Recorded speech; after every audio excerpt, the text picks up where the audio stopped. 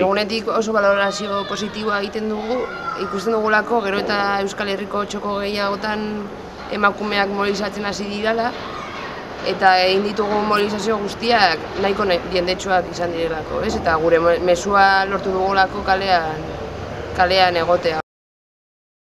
Ni hori baloratzen dut ez jakintasun esaldi bat bezala, ez? Ze askotan erortzen gara feminismoa matxismoaren kontrakoa dela, eta niretzat pertsona bat esatea feminista ez dela da ez dakila zer den feminismoa. Ze feminismoa parekidetasunaren aldeko borroka bat da, ez da bakarrik emakumeak askatzeko borroka bat, baizik eta jendarte justu baterako borroka bat. Hori da, hori sistema oso ondo egin duela bere lana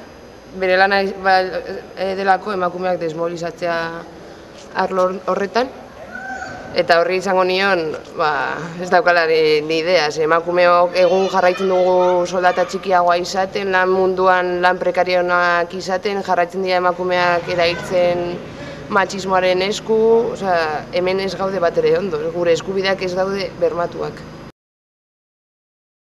Historikoki emakumeon lana beti izkutatu egin da, bakarrik ikusi behar duzu historiako liburuak emakumeak ez gara inona agertzen, eta hori da beste pausu bat, emakumeak ez baldin badira ikusten, ez dira existitzen, eta hori da patriarkatuaren base bat, bigarren mailako herritarrak izateko, opalduak izateko.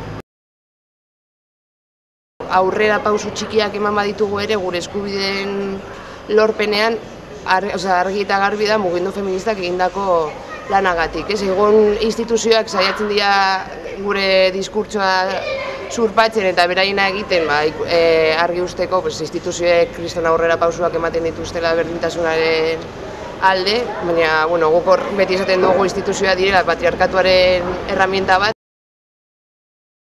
Aurtengo martxoaren 8an landuna izan duguna izan da sistemaren krisia bera, egun krisi ekonomiko deritzon honetan guk sistemaren krisia dela esaten duguna, eta pixkat orain Madrilgo gobernuak aurrera eramango dituen erreformek azkenean emakumeoi kaltetuko digula bereziki, eta beti ere isiltasunean, inoiz ez da esaten emakumeo nola afektatzen digun krisi hau, beti ematen du bakarrik metalgintzan edo industrian gintzan eman dela krisi hau, eta orain buru belarri gabiltz horrekin, emakumeon prekarietatea salatzeko.